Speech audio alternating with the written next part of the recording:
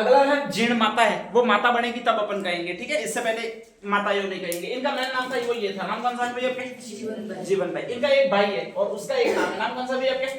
हर्ष। बेचारा छोटा भाई है, ध्यान रखिएगा, ठीक है। और ऐसी कंडीशन में बहुत ज्यादा क्रोध वाली है, वो यही है, ठीक है। क्रोध वाली होती है का मतलब झट से काट लेती है, आप कुछ भी कहो झट से काट लेती है, ऐसी यही देवी है। और इसीलिए इनका उपनाम है वो मधुमक्खियों की देवी है। कौन सी देवी है भैया आपके? हाँ, इनके वहां पर अगर मंदिर वगैरह पर जाओगे तो आपको छत्ते बहुत मिलेंगे, बहुत बड़े बड़े छत्ते मिलेंगे मधुमक्खियों के, और वो बड़ी बड़ी मधुमक्खियों के। बड़ी बड़ी मधुमक्खियों का मतलब भंवरे, ठीक है। तो यहाँ तो मधुमक्खियां बहुत जबरदस्त मिलेगी, यहाँ फिर भंवरे ज्यादा मिलेंगे। उसका कारण है कि इनका नेचर ही स्पेशली बहुत जबरदस्त ऐसा ही है, ध्यान रख लीजिएगा, ठीक है। पूरे घर वाले जानते हैं कि अगर किसी को गुस्सा नहीं दिलाना है तो वो इन्हीं को नहीं दिलाना है। किसको नहीं दिलाना है भैया? जीर्ण माता को। करणी माता से भी ज्यादा इनकी डबल टू कॉपी है, वो यही है। कौन सी है भैया? जीर्ण माता है, ठीक है, ध्यान रख लीजिएगा। पिता का नाम धुंधराज है, रेवासा सीकर नामक ग्राम के रहने वाले। लगभग पिता ने एक अकेली बेटी है, पहली बेटी है, और एक अकेली है, एक अकेला इसका भाई है, ठीक है। तो पिता हमेशा सोचता है कि मेरी बेटी को परी जैसे रखूंगा, तो इनको परी जैसे ही रखा है। ये पापा की परी है, मानती है नहीं करना। पिता लगातार कोशिश कर रहे हैं कि भाई ऐसा कुछ भी नहीं हो जिससे ये नाराज हो जाए, ठीक है, ध्यान रख लीजिएगा। तो ऐसा उनके जीवन काल में कोई मोड़ ही नहीं आया जब ये नाराज हो गई हो, ठीक है। उल्टी चार चिपका देते, वो इसको चिपका देते। किसको चिपका देते? हर्ष को ही चिपका देते। लेकिन वो दिक्कत यही है कि लाड़ पर प्यार ज्यादा मिला है, तो ऐसी कंडीशन में एडजस्टमेंट कहीं हो ही नहीं रही है, ठीक है। एक दिन कहा जाता है कि उनके घरेलू आपस का ही मामला होता है। हर्ष तो बेचारा एक को पसंद करके शादी कर लेता है, ये कुछ ना कुछ कमी निकालती रहती है, एक नाक टेढ़ी है, कान उबा है वगैरह करती रहती है, कोई भी देखने आता है, शादी होती नहीं है। और शादी नहीं होती है तो ऐसी कंडीशन में कहा जाता है कि घर पे ही रहेगी, ठीक है। और जैसे ही घर पे ही रहेगी तो नेक्स्ट आगे कहा जाता है कि एक दिन कहा जाता है कि हर्ष होता है इसकी बीवी होती है, ठीक है। अब वो भी महिला ही होती है, वो भी तेजी होती है, और औरत ऐसी होती है रंग बदलने में माहिर होती है, सबसे ज्यादा माहिर होती है, ठीक है। वो अगर तेज पर्सन के साथ कुछ दिन रह गई तो वो भी उतनी खतरनाक तेज हो जाती है, फिर दोनों आमने सामने गालियां देती है, फिर सारे मोहल्ले वाले देते हैं, ठीक है। तो यही इन दोनों के मध्य भी हो रहा है। कहा जाता है एक दिन बहुत जबरदस्त पूरे घर का चलाती रहती है, वो यही चलाती रहती है। कौन सी चलाती रहती है भैया आपके? जीवन भाई। घर की साफ स्वच्छता का यही उतना ही ध्यान रखती है जितना आपकी शीतला माता रख रही है, ठीक है, ध्यान रख लीजिएगा। पूरी घर में कौन सी चीज कहां पड़ी मिलेगी वो इसी का माना जाता है। हर्ष सबसे ज्यादा पिछल को बना हुआ है, वो इसी का बना हुआ है, जीवन भाई का ही बना हुआ है। ये कहीं नाराज नहीं हो जाए ऐसा सोच रहा है, ठीक है, ध्यान रख लीजिएगा। और पता नहीं उनके इसके मजे लेने की इच्छा हो जाती है, वो इसकी भाभी को हो जाती है। तो एक दिन अचानक पानी वगैरह ला रही होती है और कहा जाता है कि आज तुम्हें पता है कि हर्ष किसकी मटकी पहले उतारेगा, यूं। तो कहा जाता है कि जीवन भाई बोल देती है उसमें कौन सी बड़ी बात है, मैं बड़ी हूं तो मेरी मटकी पहले उतारेगा, स्वाभाविक है। तो वो बोल देती है कि नहीं नहीं, आज तो तुम देखो मेरी मटकी पहले उतारेगा। दोनों एक साथ साथ जाती है, ठीक है। और जैसे ही जाती है तो प्यारी सी स्माइल देती है, वो इधर वाली देती है। कौन देती है? भूल जाता है जीवन भाई को, दौड़ता है और उतार लेता है। वो किसकी मटकी उतार लेता है भाई आपके? इसकी बीवी की मटकी उतार लेता है, ठीक है, ध्यान रख लीजिएगा। और ऐसी कंडीशन में तुरंत गुस्से में आ जाती है। कौन आ जाती है? जीवन भाई। रवाना होती है, बेचारा हर्ष ने कहता है ले माटलू दे, मैं अंदर रखूं, माटलू दे अंदर रखूं, ये दौड़ती है आगे, हर्ष पीछे पीछे दौड़ता है, ठीक है, ध्यान रख लीजिएगा।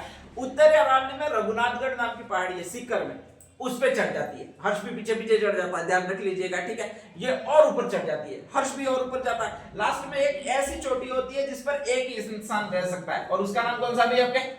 काजल शिखर। दूसरा रह ही नहीं सकता है, ध्यान रख लीजिएगा। उस चोटी पर जाकर सबसे ऊंचे चोटी पर जाकर बैठ जाती है। अब हर्ष बेचारा का पास कोई ऑप्शन नहीं होता है, तो वो सामने वाली पहाड़ी पर बैठ जाता है, ध्यान रख लीजिएगा। और बुलाता है बहन आ जाओ, हर हमेशा तेरा ही माटला उतारूंगा पहले, तू एक बार आ जा वगैरह कहता है, लेकिन वो आती ही नहीं है। बहुत लंबी लंबी कविताएं गीत गाता है उसके लिए। कौन से रस में गाया जाएगा? हर्ष उसको बुलाने के लिए बहुत लंबे गीत गाता है। कौन से रस में गाएगा? आपके कुछ रस होते हैं, हास्य रस होता है, वीर रस होता है, करुण रस होता है, ऐसे कुछ रस होते हैं, ठीक है।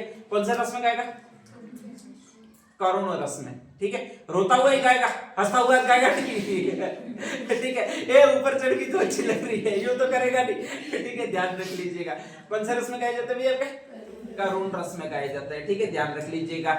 स्पेशली कहा जाता है कि हर्ष होता है वो शिव का भक्त होता है, भैरव का रूप होता है, ठीक है।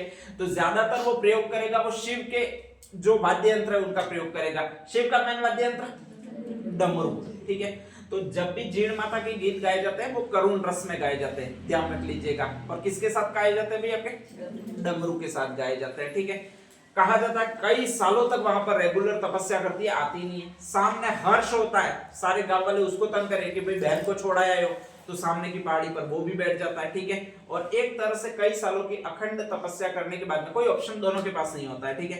अखंड तपस्या करने के कारण कहा जाता है कि वो ही ब्रह्मा मुहूर्त में विलीन हो जाता है, मतलब उनका शवदाह की क्रिया पूर्ण हो जाती है, समाप्त हो जाते हैं। और इस तरह से ये रूप बनती है, वो जीर्ण माता का रूप बनती है। हर्ष बनता है, वो भैरव का रूप बनता है। वहीं पर दोनों पहाड़ियों के आमने सामने इनकी पूजा की जाती है। कालांतर में कहा जाता है कि इनका मंदिर बहुत ज्यादा फेमस हो जाता है रेवासा ग्राम में, ठीक है। तो वहां पर कहा जाता है कि अक्सर ये जो होती है वो क्रोध में निर्णय लेने वाली देवी होती है। कहा जाता है उस दिन भी ये ऐसा निर्णय हुआ था। तो वहां पर एक यूनिक ऑप्शन होता है कि शराब दोनों द्वारा, मेल द्वारा भी पी जाती है और किसके द्वारा? आपके फीमेल द्वारा भी पी जाती है, ध्यान रख लीजिएगा। तो कहा जाता है कि इन्होंने शराब पी ली थी। टोटल कितने प्याले शराब पी थी? 2.5 प्याले, ठीक है, ध्यान रख लीजिएगा। इसलिए दिमाग अनकॉन्शियस था, काम नहीं किया, ऊंचे शिखर पर जाकर बैठ गई, ठीक है। तो कहा जाता है कि उसी की याद में इनके जो पिलाया जाता है, यानी अपने बाद में आते भी है, आते हैं तो जो आदत होती है वो जैसे भोपा होता है या फिर अपने पापा दादा वगैरह होते हैं, उनकी डेथ होती है तो जो बीड़ी पीता वो तो बीड़ी मांगता है, जो सल्फा पीता वो सल्फा मांगता है, ठीक है, जो चाय पीता वो चाय मांगता है। ये क्या पीती थी? तो उन्होंने शराब मांगी, ध्यान रख लीजिएगा। और शराब मांगी वो भी कितने प्याले शराब मांगी? 2.5 प्याले शराब मांगी, ठीक है, ध्यान रख लीजिएगा। तो इनको अक्सर 2 देवियां ऐसी है जिनको शराब चढ़ाई जाती है। एक तो ये है जिसका नाम कौन सा भी आपके? जीर्ण माता। और एक जयपुर में और देवी मिलेगी जिसको कहा जाता है वो ये देवी है, नाम कौन सा भी आपके? शीला देवी। अगर इनके यहाँ पर जाओगे फिक्स शराब मिलेगी 2.5 प्याले, मतलब रकाबी में, ठीक है। एक पूरी भर के लोगे, दूसरी भी पूरी भर के लोगे और तीसरी में गोल घेरा होता उतनी लेंगे, 2.5 प्याले लेती है, ज्यादा नहीं लेती है। तो 2.5 प्याले शराब मिलती है, वो तो इनके यहाँ पर मिलती है। किसके यहाँ पर? जीर्ण माता। शीला देवी वो ऐसा कोई फाउंडेशन नहीं रखती है भाई, ध्यान रख लीजिएगा, ठीक है। भक्त की इच्छा अनुसार परोसती है। जिसको किसी को ज्यादा चाहिए तो ज्यादा पी लो, जिस किसी को भी कम चाहिए तो कम पी लो। इनके यहाँ पर ऐसा नहीं है, 2.5 प्याले शराब फिक्स है, मतलब फिक्स है। तो इनको अभी भी 2.5 प्याले शराब भी मिलती है, ध्यान रख लीजिएगा। जब ये पानी लेने जा रही थी तो एक कुत्ता था, वो कान फड़फड़ा रहा था, और कान बहुत बुरा होता है, कुत्ते का कान फड़फड़ाना सबसे बुरा माना जाता है हिंदू धर्म में, ठीक है। इनको गुस्सा आ गया था और उस कुत्ते का कान काट लिया था, ध्यान रख दीजिएगा, ठीक है। अब कान काटा था तो वो थोड़ा और कुछ मिला नहीं था, तो बातें पड़ गई होगी, दांतों से काट लिया होगा, तो प्रसादी के रूप में चढ़ाया जाता है। और वो जो चढ़ाया जाता है वो इन देवी को एक और चढ़ाया जाता है। किसका कान भी आपके? कुत्ते का कान, ध्यान रख लीजिएगा। पहले से ही बहुत आक्रामक है, और आक्रामक है वो मधुमक्खियों की तरह, ठीक है। तो कहा जाता है कि इनके मंदिर को अगर कोई भी कालांतर में तोड़ने जाता है तो वहां पर सारी मधुमक्खी आकर अटैक करती है। वहां पर मधुमक्खियां है ही बहुत ज्यादा, हर जगह मधुमक्खियां। हाँ, आप भक्त के रूप में जाओगे तो आपको कोई नुकसान नहीं पहुंचाएगी। लेकिन औरंगजेब एक ऐसा राजा था जो वहां पर कालांतर में कहा जाता है कि धीरे धीरे उस मंदिर को तोड़ने के लिए एक बार आया था, और वहां पर स्पेशली बहुत जबरदस्त मधुमक्खियों ने अटैक किया था, ठीक है, ध्यान रख लीजिएगा। तो अक्सर कहा जाता है कि वहां पर मधुमक्खियां बहुत जबरदस्त अटैक करती है। अब मधुमक्खियों के छत्ते पुराने हो जाते हैं, कभी गिर नहीं जाए ऐसा होता है, तो ऐसी कंडीशन में मधुमक्खियों को हटाना पड़ता है। वहां से शहद निकाल देते हैं तो मधुमक्खियां अपने आप कहीं और चली जाती है, ठीक है, दूसरा छज्जा बना लेती है। आप मधुमक्खियों को हटाने के लिए प्रयोग किसका करते हो? एक तो धुआं साना लेकर जाते होंगे, ठीक है, एक नीम का डोरा साथ में लेकर जाते हैं। वो ऐसे ऐसे ऐसे ऐसे करते मधुमक्खियां हट जाती है, ठीक है। एक बार मैं भी करने गया, 3 चरणों में काट दिया साला, तब से कहा गया एक चिड़वा तब ज्यादा प्रकट हो गई है साला का मुझे, ठीक है। तो कहा जाता है कि आपके एक स्पेशली जाड़ा होता है, और वो किसका होता है भी? आपके नीम का डोरा होता है, उसको अगर घुमाया जाता है तो ये देवी शांत हो जाती है। मधुमक्खियों की देवी जो है उसका क्रोध शांत हो जाता है। शायद हर्ष को ये पता नहीं था, लेकिन नहीं तो वो भी नीम का डोरा घुमा देता है, ठीक है, ध्यान रख लीजिएगा। तो कहा जाता है इसको एक देवी माना जाता है। किसकी देवी माना जाता है?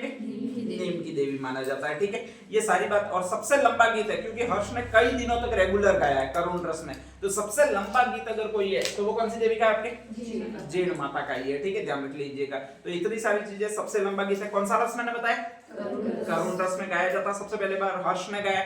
वाद्य यंत्र कौन सा प्रयोग किया? डमरू। ठीक है, डमरू के साथ एक और होता है जिसको ताल देने के लिए अक्सर यूज किया जाता है, और वो क्या कहलाता है भैया? सारंगी कहलाता है, ध्यान रख लीजिएगा। रेवासा ग्राम सीकर में इनकी प्रसिद्ध पीठ है। मंदिर को तोड़ने का प्रयास किसने किया? औरंगजेब ने। इसीलिए मंदिर को तोड़ने का प्रयास यही एक निकम्मा करेगा, ध्यान रख लीजिएगा। ठीक है, आपके स्पेशली वहां पर आक्रमण किया, और इसके बाद औरंगजेब वहां पर आया है, चांदी की मूर्ति प्रतिमूर्ति के रूप में चांदी की मूर्ति भी चढ़ा के गया कि मुझसे गलती होगी देवी, आज के बाद कभी नहीं आऊंगा। ठीक है, नहीं तो औरंगजेब को हर रात सपने में भी आती है कि तेरा नाश कर दूंगी यूं करके, तो बाद में औरंगजेब को आना भी पड़ा। औरंगजेब इसके बाद ही मंदिरों को टच करना बंद हो गया राजस्थान में स्पेशली, नहीं तो पहले तो उसने बहुत कोशिश की थी कि इन मंदिरों को तोड़ डालो, लेकिन एक दो जगह बहुत जबरदस्त झटके लगे ऐसे। ठीक है, ध्यान रख लीजिएगा। तो इसके बाद औरंगजेब बंद हो गया, वो भी आराधना इन्हीं की जाती है कि इनके प्रकोप के परिणाम स्वरूप औरंगजेब है वो मंदिरों को छूना बंद हो गया आपका। तो नेक्स्ट डाल दीजिएगा जीर्ण माता।